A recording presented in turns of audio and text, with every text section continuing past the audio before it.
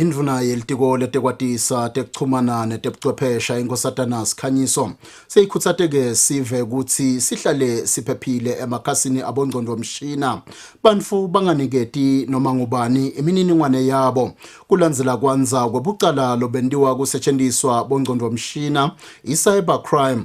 Indvuna beyikhuluma-ke ehhotela lesibane Ezulwini nayisukumisa umkhankaso wekuphepha emakhasini abongcondvomshina National Cyber Crime Security Awareness Month lapho beyimelwe ngumcondzisi wendzawo legcine emagugu elive i-National Archives Nqoba Msibi.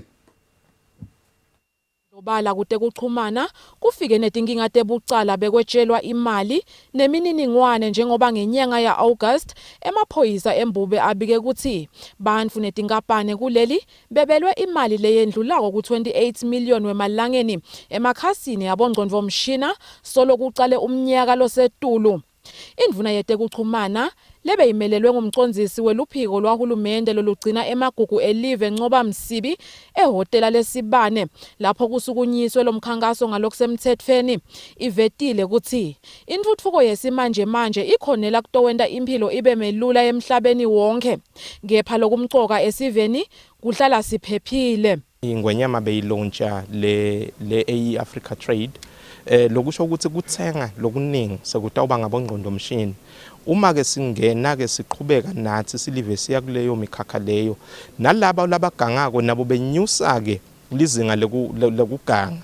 Ngakho sizama lokuthi bantu bangatoba nekwesaba kufanele ukuthi bati ukuthi bangativikela njani. Umcondzisi weluhlangothi lolubuketa inhlelo nenchubo yelibandla lelilawula tekuchumana eveni Lindiwe Dlamini uthi wonke losebentisa emakhasi abongcondvomshina labadzala nalabancane kumele bahlonyiswe ngelwati lolujulile lwekutivikela.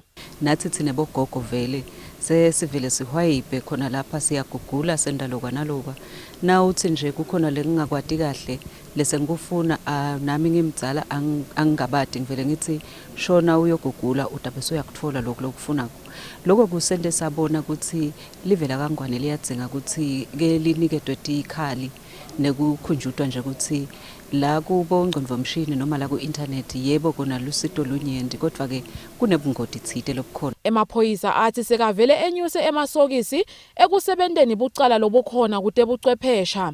Kunengi lesesikwendako ukuze kuthi silungele lokufaka ikhathi ukucecesha emaphoyisa ethu ayacecesha emaphoyisa ethu kakhulu.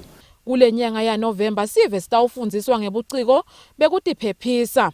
Kubikahle ngiwendlovu ngina Fabrice Musonera sisezulwini.